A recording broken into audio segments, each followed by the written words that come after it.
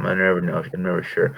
Okay, and we are live. Join us hour Marcos Aguilar. He is he's a teacher. He's a kind of a pedagogical revolutionary. He's a principal. He's a school founder, organizer. All kinds of things this man has done throughout his life. And we're very excited to have him this hour. And as you can tell about all of us, before we begin with the things you are known for, let's start at the beginning. Can you tell us a little about your educational journey? How did you get involved? How did it all start for you? Well, I think with my grandmother, Tia Abuela, Teresa Moreno, who would tell me every morning to be good and kind of do the sign of the cross on my forehead and send me off to school, and along the way give me moral teachings. And in the neighborhood that I grew up in Calexico, California, is a farm workers town on the border with Mexicali. I was born in Mexicali, Baja California Norte, and went to school in Calexico. Um, I I lived in a neighborhood of elderly farm workers whose bodies were broken, whose houses were lonely, uh, who had no children around them. Um, Everybody on my block was probably over 70 years old, or 60 maybe at least, including my grandfather who walked with a limp after working in the fields. And so that was part of my earliest memories of education, was just being around those elders, and seeing what the kind of work that they did to their bodies. I didn't get into working in the fields until my summers as a teen, and didn't have to go through experience my dad would tell me about, who was also part of my early education, talking about the times of dealing with segregation in Arizona and in California as they were migrant workers going from camp to camp, missing school for months on end, and the kind of resentment that he built up around education and school, going through that experience, and dealing with the context of a town like Calexico, which was dominated by farm agribusiness, and the educational system was dominated by white agribusiness, and very much an assimilationist agenda, especially as a border town, and um, and dealing with that in the 70s, where I was able to see and participate in UFW actions in our town, um, and hear the stories of my grandparents and of my father, of what they had to grow up with, differently than what I had to grow up with, even though my life was difficult also. And and I think also learning about, now looking back, having lived in Los Angeles for a few decades, learning about the environment and our place in the world, just by the mere fact of being able to see the stars at night, and being able to spend countless hours by myself in the desert, or playing with friends, for endless hours without any adult supervision. All of that, I think, is part of the nature of learning, that in many ways, has informed our work today, as educators. Not in some kind of romantic vision of the past, but certainly thinking about those other aspects of education and learning that take place outside of the school context. So you mentioned that your parents and grandparents they faced segregation in the schools. Can you tell us a little bit about what that looked like in Arizona and in California for them, from the stories that you'd heard, or just what those times were like? Yeah, I mean, from my father's perspective, he became a swimmer later in life, and actually somehow in our desert town got a scuba license. And I remember seeing the scuba gear, which I never saw him use ever. But at some point in high school and right after high school, he became a lifeguard, and then went on to develop expertise in scuba diving, and in photography and in music, but he wasn't allowed to use the swimming pool on certain days of the week until the end of the week when it was dirty. After the white people had been given access to use it, then the Mexicans were allowed to use the swimming pool. It was pretty common practice in a lot of swimming pools. So there was that type of segregation.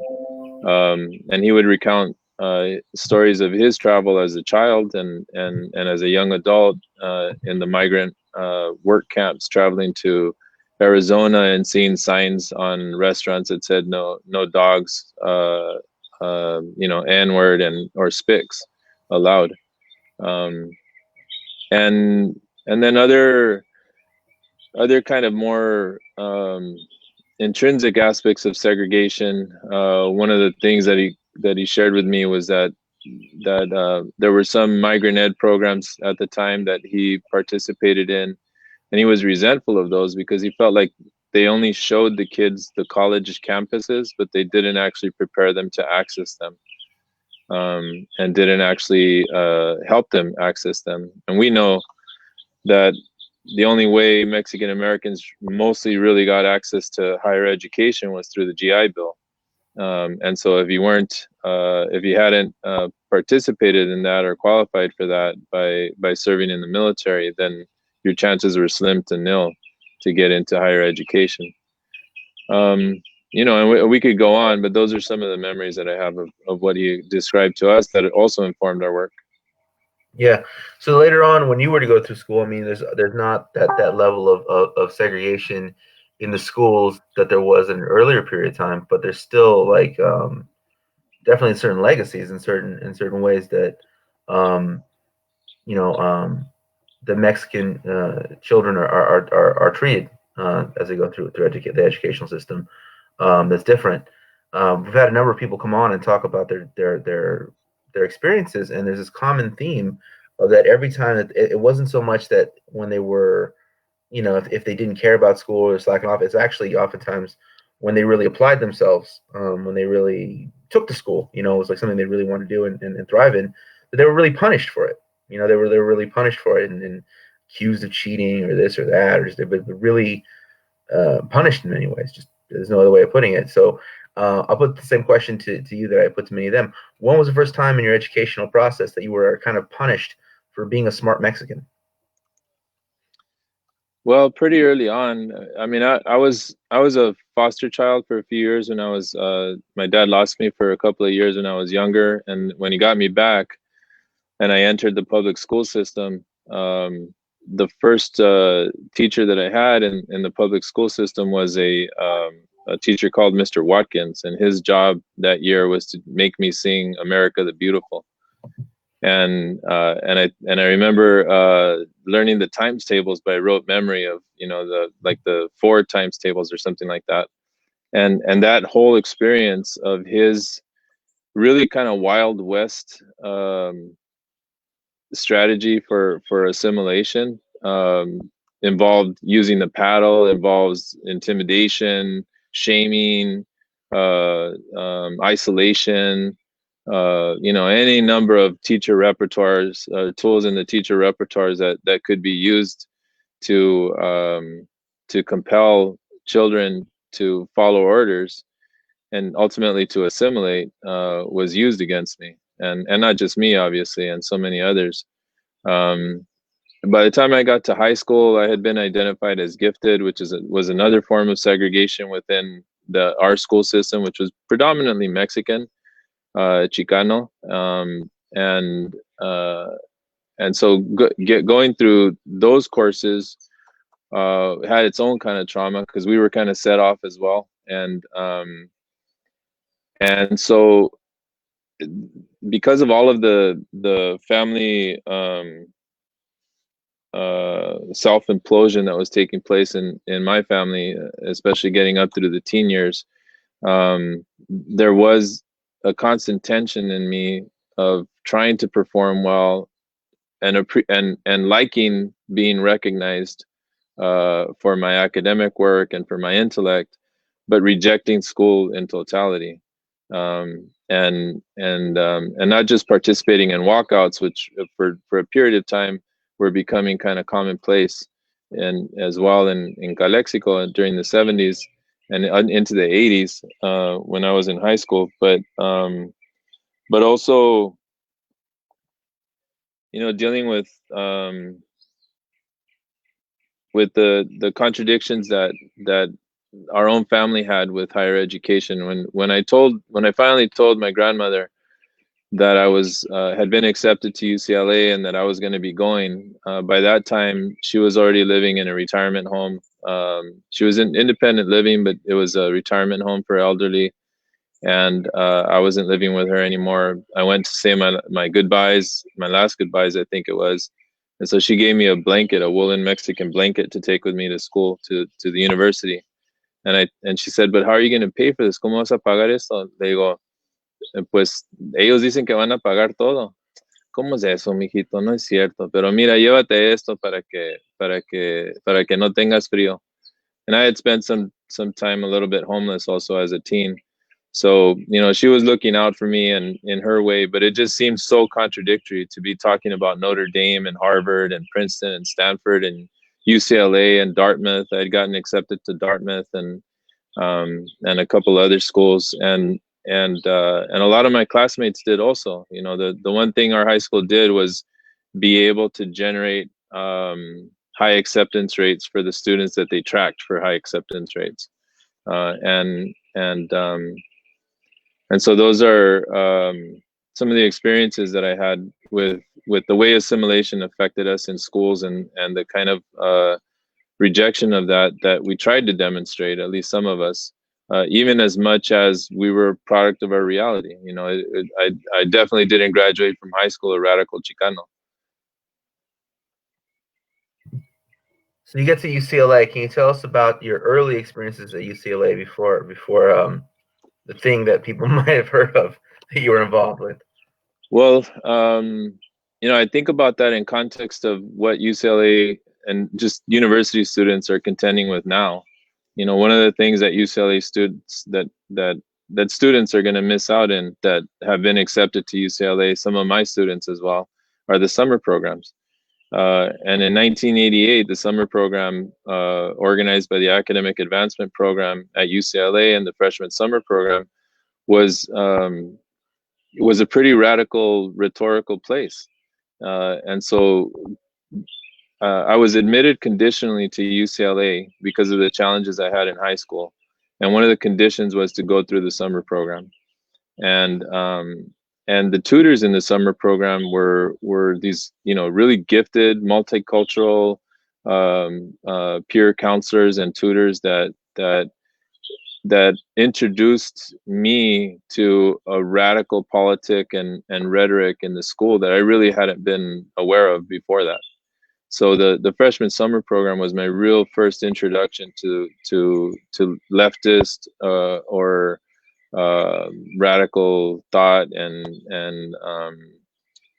I don't know, organizing also, because there were issues coming up about student organizing, about Chicano studies. We had a film series where we were watching films every week during the summer program and discussing them afterwards. Those are the kind of things I never did in Calexico. So that first introduction to UCLA, by the fall quarter, that first fall quarter, led to myself and my wife being recruited by Mechistas to take on the responsibility of organizing a Chicana, well, at the time, a Chicano Studies department, which we later fought to include Chicana Studies and Indigenous Studies in our reconceptualization of that campaign. Can you tell us a little bit about what Metro was like at the time in the late '80s? Well, our Mecha at UCLA was always in conflict. There was a history at UCLA of a profoundly radical trajectory of Chicano nationalism and of Chicanismo. There was a leftist kind of internationalist stream of thought in the Chicano studies faculty, and then there were the Hispanic institutional kind of like Spanish department stream school of thought, and Mecha reflected all of that. So you have a student body, you have a Mecha coordinator who wants to also be the ASB student body president and also become an attorney and become a politician eventually. Some are clean cut, some are starting to grow their hair long, and some are as I was and as we were growing in our understanding of ourselves as indigenous people. And ultimately, all these things ended up coming to a head and dividing the core of Mecha in ways that we didn't expect or necessarily realize at the time. Were being manipulated by university administrators. It's very easy and it was looking back, it was a bit unfair for us to put other students on the spot like this, but some of them were getting paid as organizers to counter organize, but they were working for I forget what they call it, but it's kind of like the student service center there on campus for students of color.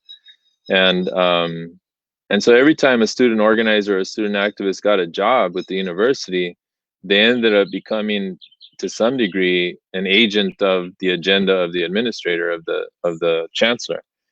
Um, and that was something that was difficult to negotiate as student organizers. That ended up, I think, involving conflicts that we weren't exactly aware of at the time, in a way that goes beyond pointing fingers. So if the university is actually organizing its resources to disorganize student activism, then that rises to a whole different level than just calling somebody a sellout. At that point, then we have to hold the university accountable for conspiracy, conspiracy to defraud its students, conspiracy to defraud the public, or whatever.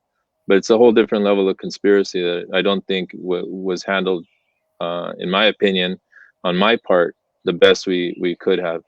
But we had generations of this kind of strife and conflict going on, which I think is reflective of the times. I mean, we were in the marches when the janitors got beaten up in 1989 and in the Justice for Janitors campaign.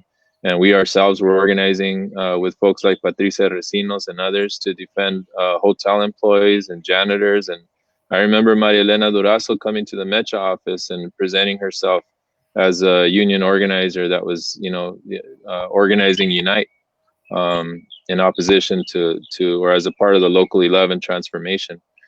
So all of that was radicalizing to us as student organizers. But one of the things that our faction, I'll say, tried to stay true to was trying to develop a level of intergenerational political agency, which built from the 60s and 70s Chicano movement, as opposed to rejecting it as useless information to us. And so studying both the analysis of organizers that were at the Chicano national conferences, that were main organizers in the movement, which were now becoming labor organizers. So Gil Cedillo is working for unions now, and others that were organized in the Centro de Acción Social Autónoma Hermandad General Mexicana were organizing in labor as well, and were organizing in politics. And so all of those people from the Chicano movement, we discovered really quickly, were actively involved in community politics in 1988 and 1989 and 90 and up to 93. And so we organized a community labor alliance that backed up the student activism. And we organized with parents outside of the university context that backed up the student activism. And that was I think our greatest accomplishment, was forcing the university to contend with our community in a way it really hadn't before. One comparison I look at now, and this is going back now, probably 10 years ago, when I looked at the status of the Chicano Studies Department at UCLA, Chicana and Chicano Studies Department at UCLA, and I compared it to the Jewish Studies Department.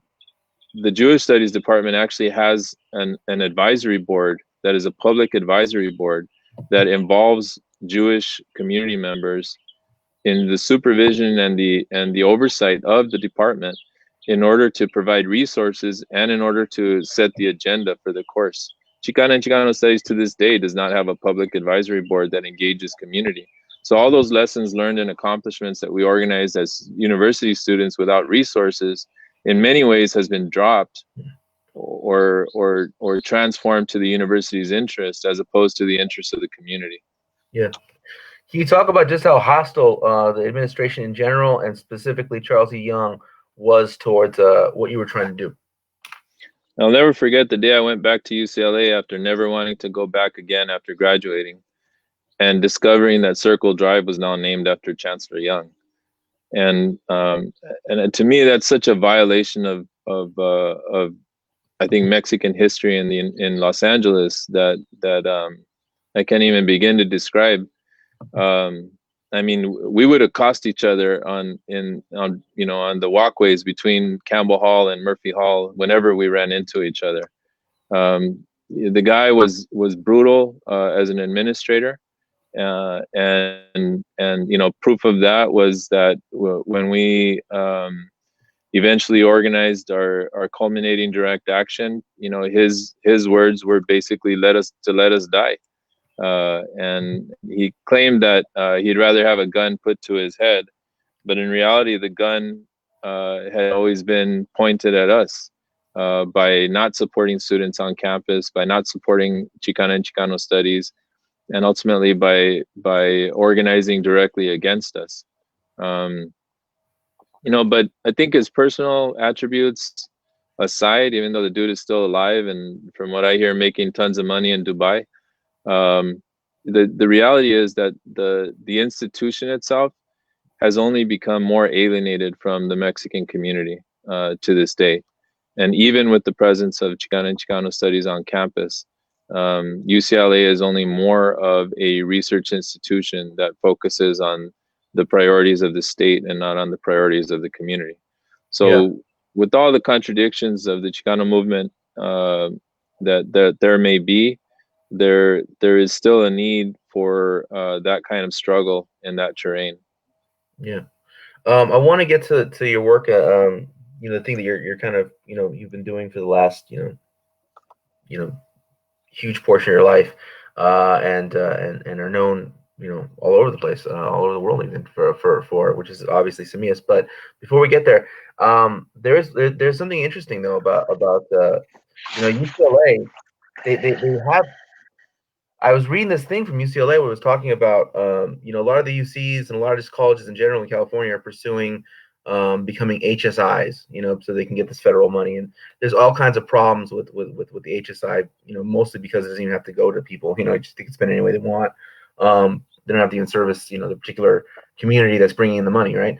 But UCLA has taken this attitude that like we don't want to become an HSI because it'll make our campus less intelligent. If we have that many, like I don't know if people realize just how profoundly racist UCLA still is. I mean, like at an administrative level, not just like general level, at an administrative level, to our population. Yeah, I can't really speak to that myself right now because I haven't done an evaluation of what you're talking about in particular. But institutionally, we've had even with my own students having to contend with different layers of institutional racism at UCLA, anti-Mexicanism specifically, that I think that institution still represents. But we can't get away from the fact that its roots are based on genocide as a land grant institution. Its roots are based on colonization, and no matter how kind the vice, chancellors on cultural affairs are, the fact of the matter is that that university is a function of the paramilitary or the military industrial complex of the United States, and those are ultimately their landlords and their overlords. I agreed. Okay, so let's talk about Samias. Um, Before obviously, what were the you've been running it for many years now, but before it happened, it began as an idea. So what gave you the idea to open up this the school, Samias?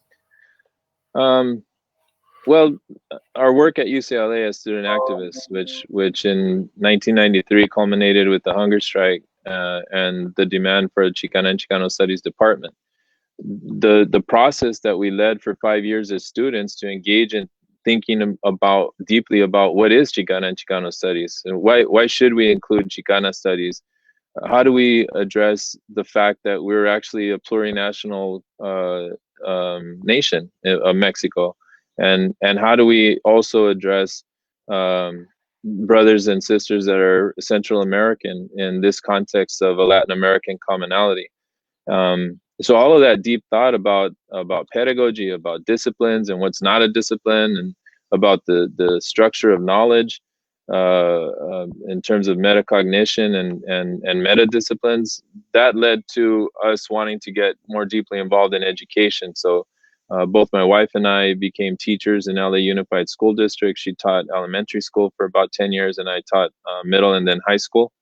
Um, and the experiences in LAUSD were individualized. You know, and I think in my first year as a teacher, I became the chapter chair of our union at the middle school that I was working at, simply because the teachers there didn't want to hassle with being the chapter chair, not because they really thought I was the best leader for the position. They knew my radical politics and they thought that would help. We had just come out of a strike, and so those politics informed the times. But working in LAUSD for 10 years became, you know, a constant a constant cycle of emotional highs and intellectual highs, with working with students and families and youth, and feeling, you know, so much positivity from direct impact and education, and, you know, believing in that altruistic philosophy of education, but also slamming our heads against the walls and dealing with the institution and dealing with the administration. But, you know, both my wife and I, by the time we started working on Semillas del Pueblo, we had our job set. I mean, we didn't have to worry. Nobody told us what classes we were going to teach anymore. Nobody questioned us. I mean, sure, there's always little fights, but we had it set. We were set as teachers in the district, and could have just stayed that way and felt happy about our contribution to society. But we were informed by, you know, a more, I think, a more radical aspiration that changed in many ways, not only by our student activism and our personal experiences as teachers, but with our organizing in Mexico in response to and in support of solidarity work for the Zapatista movement in Chiapas and throughout Mexico.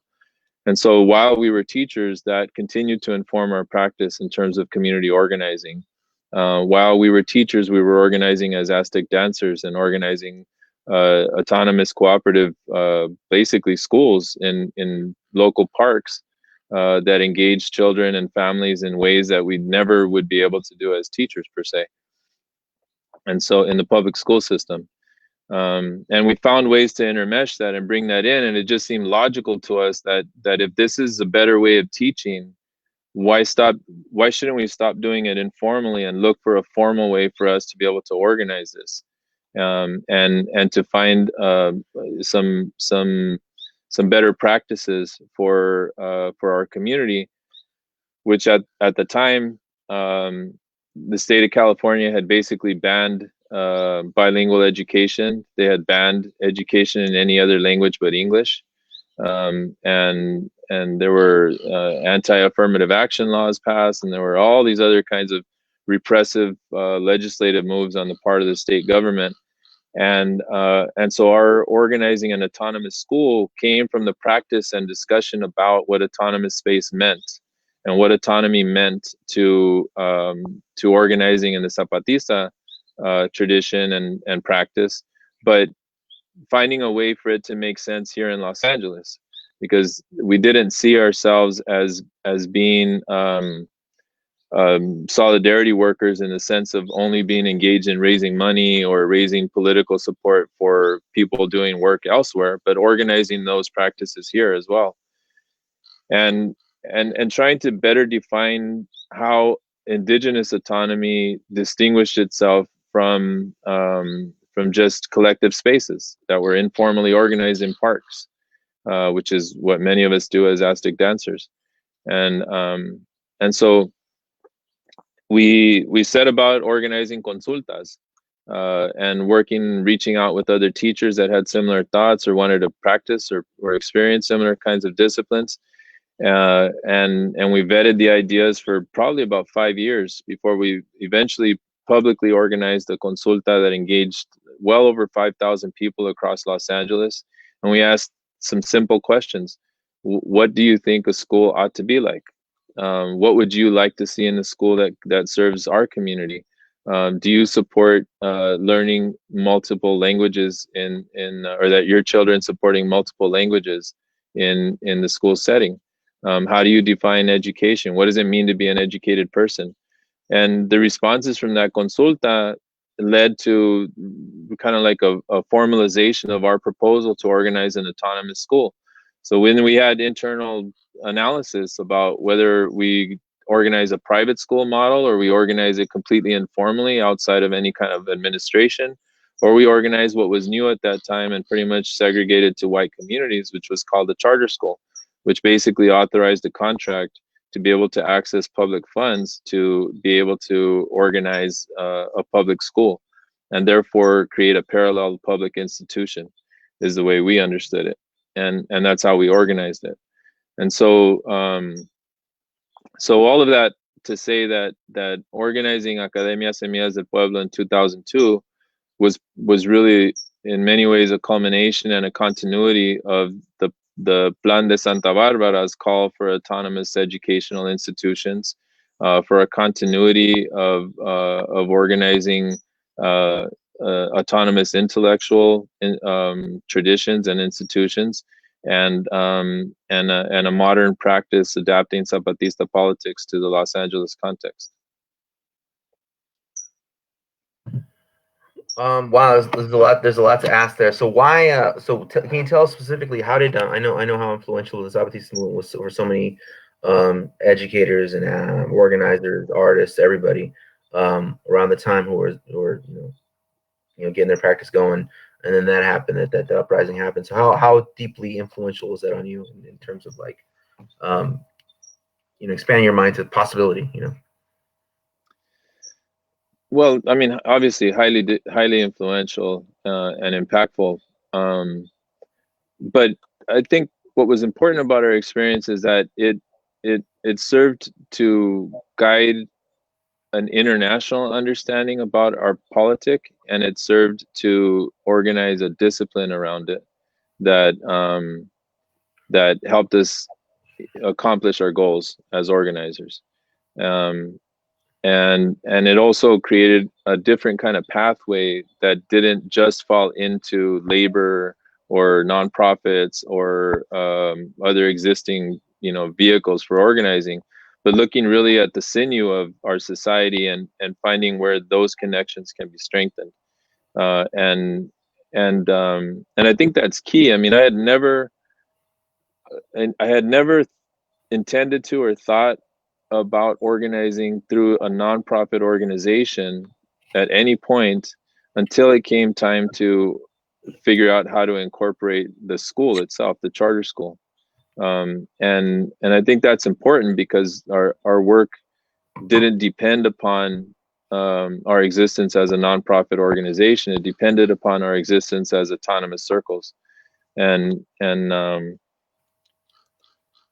the other aspect that was really important to us was that the Zapatista movement, and in particular the EZ, was only one expression of a global movement for indigenous rights, a global movement for environmental justice, a global movement for human rights.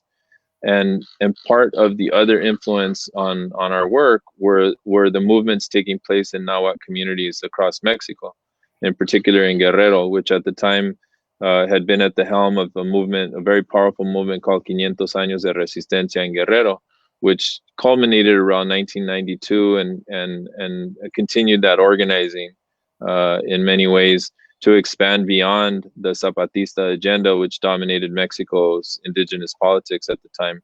but to address these long-standing struggles for human rights in Nahua communities across Guerrero.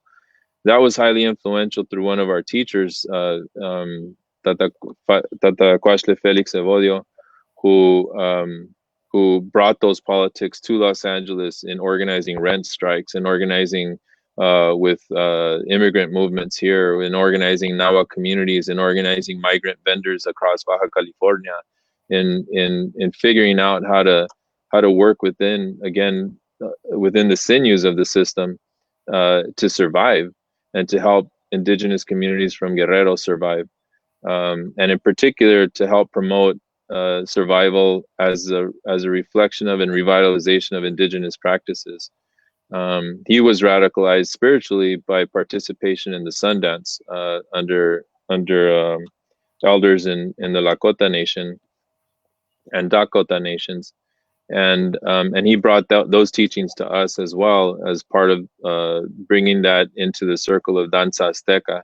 He never became a danzante, but he and his family and community in Ensenada have, for I would say almost 30 years now, maintained an organization of Dia de Cuauhtémoc, a celebration of Dia de Cuauhtémoc at the statue in Mexico. Because if you know, and the very logical, simple notion that if Cuauhtémoc is celebrated, then all Nahua people should be celebrated too, as opposed to being erased. Um, and he taught us as a continuity of our lessons from two other very important people to us, which were Vera and Manuel Rocha of the Gabrielino Shoshone Nation, here indigenous to Los Angeles, of the importance of the intersections between migrant indigenous peoples or relocated indigenous peoples and local land-based indigenous peoples, because he navigated that up and down California and Baja California, and helped to have other people see the importance of that dialogue.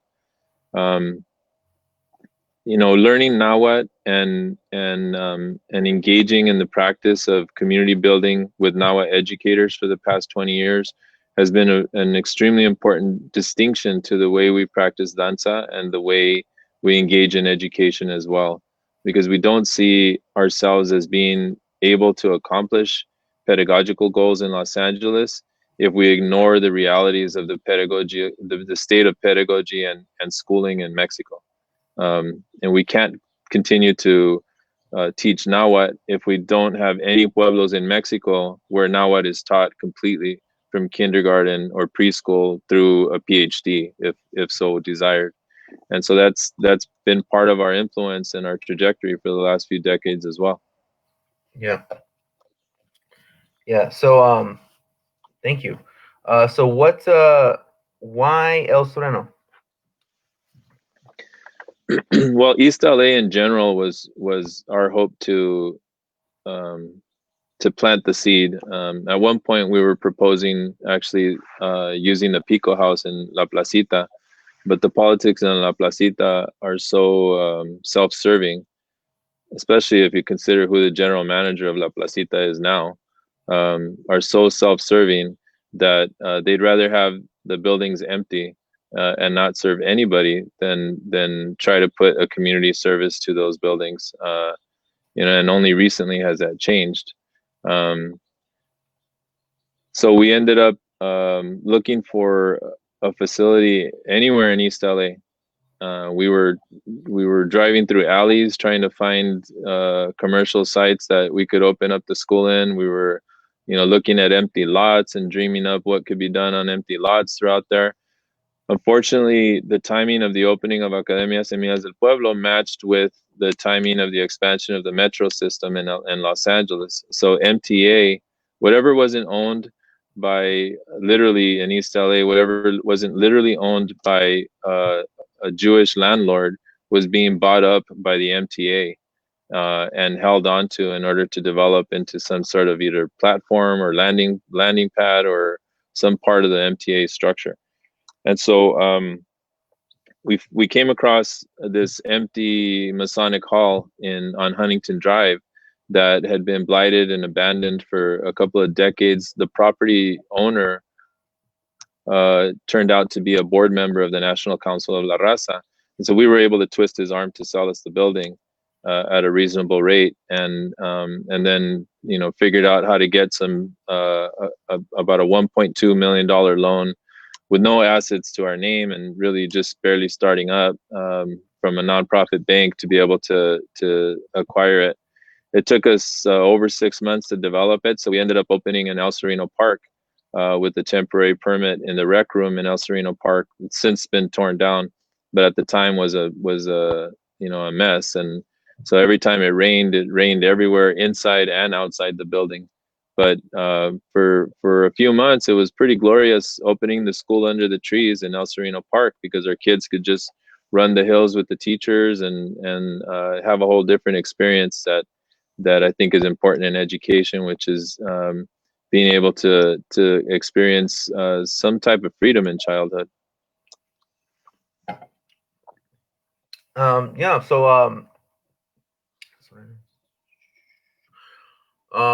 So tell us about, you go from struggling with Charles E. Young to tell us a little bit. I don't want to spend too much time on it, but I mean, it's kind of like it was a big story. So can you tell us a little bit about your struggles with, or tell us a little about John and Ken? John and Ken weren't really an issue. It was Doug McIntyre. John and Ken just kind of tied on to him.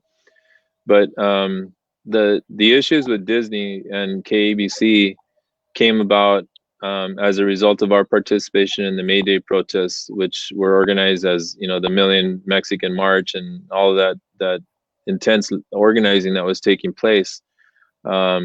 And we were targeted as one of the organizations and kind of beacons of what it means to be Mexican in Los Angeles that needed to be taken out.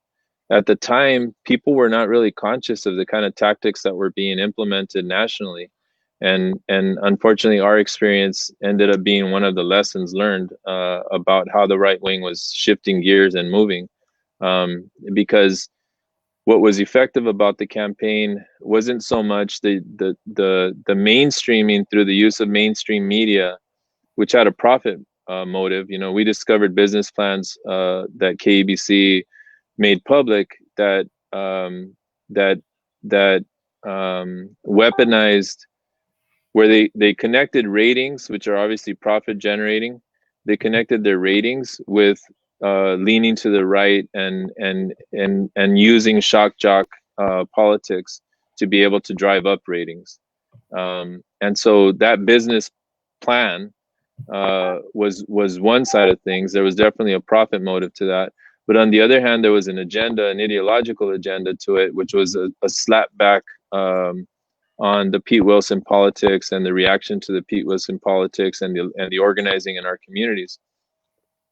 So dealing with immigrants as aliens and dealing with Mexicans as communists became the way of doing things in the right wing, creating what people now call dog whistle words that trigger the base in the right wing, was something that was being used against us that wasn't recognized at the time.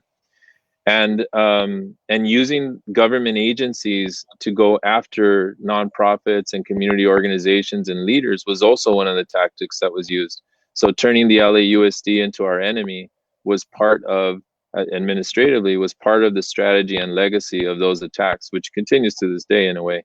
And the other aspect, which is a little bit more nuanced, but definitely part of this, was the criminalization of being Mexican was thought of in some pretty interesting, I guess, splicing that took place. So that anybody that talked about Aslan or Mecha was identified not only as a radical, but as an anti-Semitic radical, as an anti-American radical. And so the Chicano movement's aspirations of what it means to be a better American were turned into anti-American, almost terrorist acts. And so then our school was accused of terrorism. I was accused of being a terrorist. One of the first outcries against us in the archives of the radio show in KABC was that we were targeted because we didn't fly the American flag. And there was one point at which people who were trying to be helpful to us in local government were just trying to deal with the problem and not have us get death threats and bomb threats anymore. uh, and um, and so they offered to bring us a flag from the Capitol to fly in the school. But we kept pointing out there's no federal or state requirement that forces us to fly an American flag, and that simply isn't necessary as a part of a pedagogical practice and concern. And it certainly isn't a measure of patriotism, even at that. So, so all of these attacks led to pretty much a decade of having to defend the school within the district, the county. You know, when we went for our charter renewal before the Los Angeles County Board of Education, the first question I got was whether or not we were American citizens. So that was in 2012. You know, KBC started in 2006. So well into the next decade, we were still dealing with the fallout. Yeah. So, like I don't want to dwell too much on this. I want to talk about what Samias provides and what is its pedagogical outlook and all those really good questions. But I have to I'd be remiss if I didn't ask you, when you say bomb threats. I mean, like, how would these bomb threats and death threats be delivered? I mean, there's like notes on the door. I mean, what are we talking about here? Yeah, there were messages left on the phone answering system. And so then at the time we had a phone answering system, and every morning our office manager would listen to the messages on the phone and record the messages, you know, as a salesman called or the district called or whatever. Well, on this morning, she discovered bomb threats and additional threats. And then it turned into an internet war. You know, at the time, we didn't really do a lot of texting. We certainly didn't go online. You know, this was before the kind of handheld device media that we used to now. That this is what forced us to even get into it, to defend ourselves. But then internet threats and internet attacks against the school in terms of slander. You know, I mean, if you take the the accusation of our school being a madrasa as an accusation of or an internal or a terroristic organization training children to hate America to the ultimate conclusion, then obviously that should generate some sort of federal investigation for some sort of anti-patriotic violation or whatever. So these are not just idle threats. These are triggers that both motivated institutions and people to either investigate or hate us. And those threats continued even to the point of where there's a guy locally in El Sereno, and this is the other thing that's really critical to know also. This was not just all outsiders. These were insiders in El Sereno who were right wing, eventually Tea Party kind of people that were you know, the people that put Trump in office that were attacking us as well, that had their own biases and economic motives in real estate in El Sereno that they saw as contrary to our existence as a community institution just growing in the community and in what they envisioned the community of El Sereno should look like. You know, it was very symbolic that what used to be a Masonic hall, kind of like an American Legion type building, is now a beacon for Mexican indigenous knowledge and education and organizing and multilingual. You know, very much a flip on the script there. So this even goes to the point where local emergency response volunteers were specifically plotting out how they would not support us in the event of an emergency, how they would not support and come to the response of a fire or an earthquake and in the event that our kids needed help. And these are the local emergency response team members. We discovered those types of emails and had to get really good at tracking all of that stuff on the internet without any instruction books. Are you saying, just to be clear here, are you saying that they were trying to organize firemen not to save children from a burning building? Is that what you're saying right now? There's the fire department organizes something called CERT teams. So the CERT teams are basically emergency response teams that are community-based volunteers. We go through a training. We've done this several times at the school because we had to organize our own CERT team in response. And those CERT team leaders were basically plotting plans not to support, not to come to the aid of an event at the school, because of their biases against the school in our community. That's outrageous. Yeah, it was. Wow, that's incredible. I mean, that's incredible. That's really that's shocking. That's really shocking. I mean, All right. it was only an extension of what we were actually dealing with. So we when we heard the recorded bomb threats on our phone system, and we informed the police and we informed the fire department and we informed the mayor's office, nobody really wanted to deal with it. The fire department's response was healthy. You know, they had to do their job, but the subsequent police investigation and FBI investigation dragged out for years. It eventually gets turned against our own parents, who, out of the stress and frustration of having to protect their children in our school from unknown threats, were obviously defensive about anybody coming around the school. And we had all these right-wing bloggers trying to come around and mess with our parents. Organizations like the Minutemen, that were coming, driving around the community trying to threaten our parents. And so the police, we ended up finding out, were investigating our parents' defense of our children against these outsiders threatening our children, as opposed to the threats being made against the school. Eventually, the FBI claims that they tracked down who made the threat, but that they didn't have enough evidence because they didn't personally record the threats themselves from the phone, the original phone recording. So they dropped all the charges in any investigation. That took probably about 3 years. That's also outrageous. Oh, and by the way, we sued KABC and had to drop the lawsuit because Disney and KABC threatened to come after me personally and my wife, and sue us for, I think it was $250,000 personally, as well as the school. And we had no resources to speak of, and everybody else is looking at us like the targets. So we had to shift gears. You know, the courthouse was basically ruling everything in favor of the media, in this case the mainstream media, which defended itself with a an anti-slap lawsuit defense strategy, which protects them for First Amendment rights. Because at the end of the day, the right winger that claimed that we were terrorists says, "Well, I'm not really a news show. I'm just a shock jock. So I was just joking." So all of this turmoil that was created was, at the end of the day, in court records, proven that the right wing is not really saying the truth. They're fake media. They're fake. They're joking when they accuse us of all these things they accuse us of. But all the consequences were very real. Oh yeah. All right. Okay, so I want to talk about the good stuff though. Okay, so what does SEMIA stand for? I mean, what are the principles upon which SEMIA has been built, and what is the pedagogical outlook of SEMIA? So in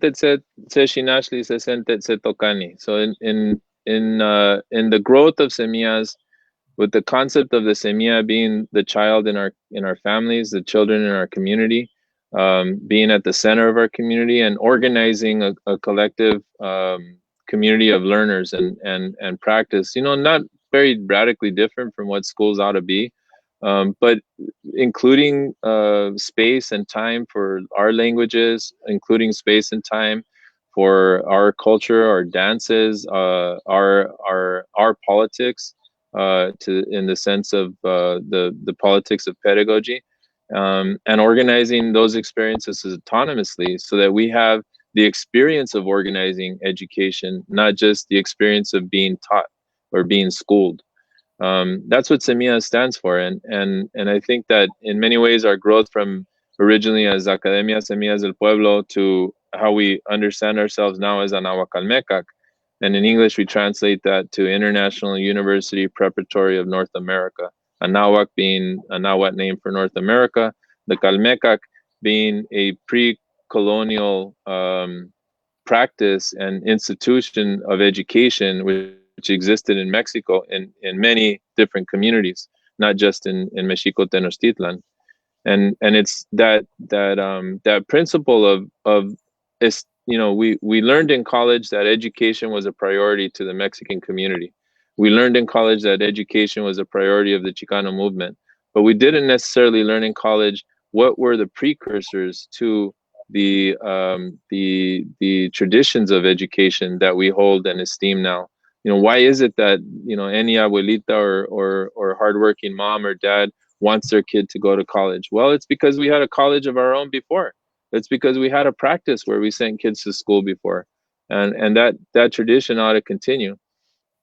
Anahuacalmeca is fortunately recognized as an indigenous people school by other indigenous peoples and educators, and that's really important because we know that there's too little done to serve the needs of indigenous students and indigenous community, and I a part of our work today is both working on and striving to develop a practice, but also questioning our practice and questioning what we accept as education. Here we talk about indigenous education. In Mexico, educación indígena means something totally different. Educación indígena means the government schooling, segregated inferior schooling for indigenous peoples. And so we have to navigate those two realities, even though we're using the same term. That's an ongoing dialogue. And how we respect our realities here in Los Angeles as migrants to Los Angeles in relationship with the indigenous peoples of this land is important too. Yeah. So we have a question from the audience. It says, if you had to do Samias again, what would you do different, knowing what you know now about the systems of repression and reproduced cellular colonial project? I don't know about doing anything different, but I think what we want to do now is I love hearing about the NDN Collective's agenda and about Illuminatives. They're two of my favorite organizations working in indigenous education in the United States. And they talk about being bold, about being unabashed about indigenous politics, about being, visionary, really. And I think we have to be more visionary about what we're doing. So, we accomplished everything we set out to do within the first 5 years. We everything we set out to do, we accomplished it. But it isn't enough. We have 300 students in our school. There's 500,000 kids in Los Angeles Unified alone. I would say three-quarters of them are either indigenous or have indigenous ancestry and actually no access to indigenous education or support or resources. There is no other place in the city of Los Angeles that teaches an indigenous language from kinder to 12th grade. Good efforts are being made now to teach Dene, and there's even one of our elders is teaching Tongva in a couple of schools in Santa Monica. But there is no concerted effort to include indigenous language as a language of study. And that's important to us because so many of our children and families still speak their language, and they have a right to both translation and education in our languages. But um, but there's going to be a need for us to intersect with the rest of Los Angeles and in our small organization. And so one of the ways we've done that is to partner with the California Native Vote Project on what we're calling the Indigenous Education Campaign, Indigenous Education Now campaign. And that campaign engages with and is being led by the Tataviam tribe and their education center, Puku, as well as the Gabrielino Tongva tribe, and many other organizers and organizations, including the UCLA American Indian Center. And together, we're challenging the district's lack of consultation in violation of federal law with local American Indian tribes and organizations. That consultation, we believe, to the letter of the law, addresses American Indian tribes and organizations, but the spirit includes, especially in our context in Los Angeles, those non-recognized tribes and communities and organizations that include indigenous peoples from Latin America, Native Hawaiians, and of course the land-based tribes here in Los Angeles County. So that campaign is alive right now. We filed a civil rights complaint against the LAUSD a couple of weeks ago, and have already engaged with the civil rights attorneys in the Office of Civil Rights in the U.S. Department of Education. And so that's an ongoing campaign, because we believe that the reality of the needs of our students in order to be met is a billion-dollar question. We have to get away from initiatives that have no funding behind them, and initiatives that have no foresight in terms of sustainability, and begin boldly demanding the resources we need. And in education, That means money as well as people. And look at the situation we're facing right now in LA Unified School Districts. One of our partners in the coalition confirmed what I had suspected. There's a big push for ethnic studies law across the state, and that's right, righteously so. But teachers can teach Native American studies today in Los Angeles Unified School District. You know how many people are teaching Native American studies? One across the whole district. Why? There's no support. There's no resources behind it. There's no strategic advantage to teaching it. It's more of a hassle right now. But let's say we wanted to teach more and expand more. Where do you get the native teachers? The Claremont Colleges has a Native education program for a credential track for Native people from across the United States. They've recruited, I believe, 12 candidates for a teaching credential from American Indian communities. So even if we wanted to teach overnight, we don't have the teachers to teach it. So there's a whole level of infrastructure that we have to build in order to accomplish the goals that we're setting out. So I would say, if anything, if we wanted to address things differently 20 years ago, we would shoot a lot bolder and a lot wider and a lot deeper. Yeah. So, I know in the process of fighting for Samias, and you evoked the UN Declaration Rights of Indigenous People on several occasions. So how does the UN Declaration Rights of Indigenous People intersect with the work of Samias? Well, first of all, with its emphasis built on the collective human right of self-determination. And based on that collective human right of self-determination of each indigenous nation and each indigenous people, it outlines four distinct rights with regards to education: our right to revitalization, our right to the regeneration of education, our right to autonomy, our right to control, and our right to access at all levels of education. So all of those are pretty complex and intersecting. But what we don't see enough examples of across the continent are autonomous institutions and sustainable institutions. We certainly are not sustainable. If we've lasted 20 years, it's just because we're fighters, and so many people have helped us fight a good fight. But we can't continue like this. There has to be a shift in the recognition in Los Angeles, in the city of Los Angeles, but also at a state level and internationally, of how we sustain these laments that people will share. In 5 years, 90% of American Indian languages in the United States will become extinct. That's predicted. Why? Because the only speakers left are elderly, and they're going to pass away because there's no way for those language speakers to pass on the language to their own nations, because there are no schools many places there are no schools that are able to teach those languages. So the declaration contextualizes what we've been talking about since 2001, and that is that we as indigenous peoples, and as both in our migrant context and as families that are residents in Los Angeles, even if we're not land-based indigenous peoples, carry a right to self-determination of our nations and to a right to control the education of our children. And we have a right to organize autonomy of that education. That is clearly laid out in the Declaration on the Rights of Indigenous Peoples. It's not a harebrained idea that a few of us just thought up in our college dorm room. It's part of an international movement that's taken 5 decades to get to this level of clarity. And it's going to take another 5 decades to actually implement those rights. So we're looking for practices of local implementation of international law. Whether you look at the rights of the child that were declared and adopted by the United Nations, the United States is not a co-signer on the United Nations Declaration on the Rights of the Child, if you can believe it. They're not a co-signer on the Declaration on the Rights of the end of all forms of racism. They're not.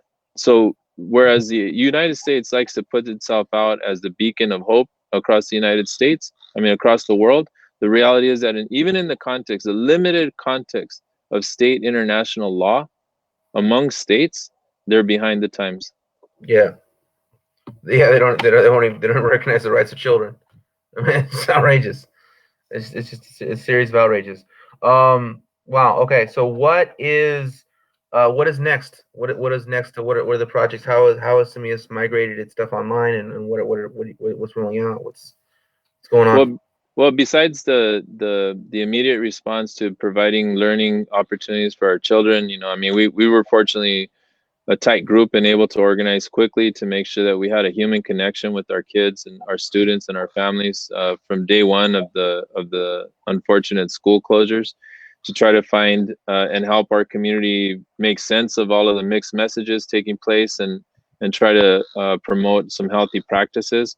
And by the way, we're doing that in Mexico as well. And so we produce some native language content to be able to share with Nahua communities in Mexico, where the conditions are really tense, especially right now as the pandemic is hitting higher numbers of impact, and in the context of violence in Mexico is only complicating that violence and deepening it in many ways.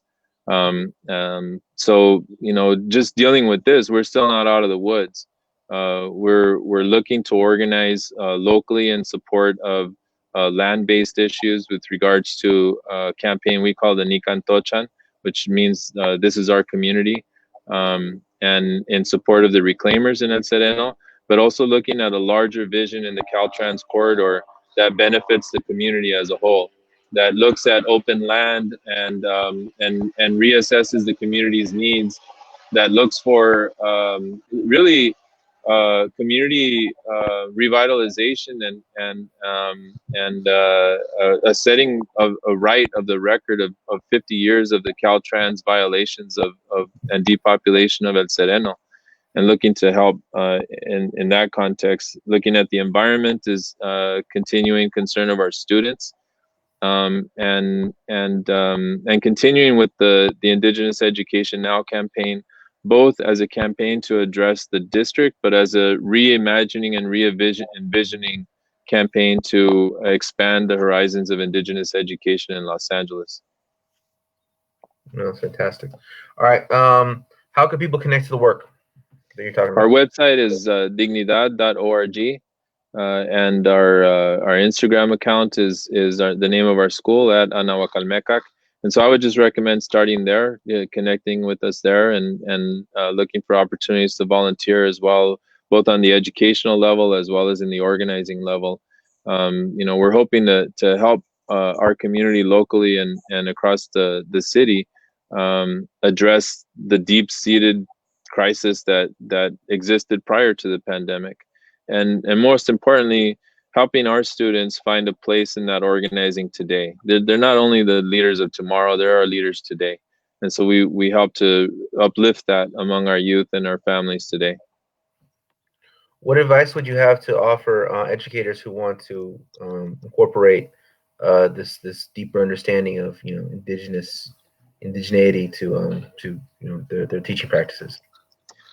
I think multiple I think engaging in autonomy is a teaching practice in and of itself, and so pushing beyond the classroom and organizing with families outside of the school context is risky in many ways, but it's also rewarding in terms of improving the pedagogy of a teacher. Outside of the classroom context, I think collectively organizing with groups like Xochitl LA is an excellent example of that type of international and I think intersectional work. But what we're looking for, one of our sisters, Blanca Gordillo, told me was more of like an interweaving. So we've got to figure out how we interweave our work. And I think in terms of indigenous pedagogy, how we interweave both the modern amazing examples of indigenous regeneration that are taking place across the continent with ancestral examples of education that are, as one of your viewers here said, pre-Cuauhtemoc, certainly pre-Cuauhtemoc organizing and influences. Okay. Well, thank you so much for your time, Marcos. It's been very illuminating. You spoke about some things I had some passing knowledge of, but I really expanded my mind on just on a lot of it. So I really, really appreciate you spending an hour plus with us, and I hope to connect with you soon. All right. Thank you, Matt.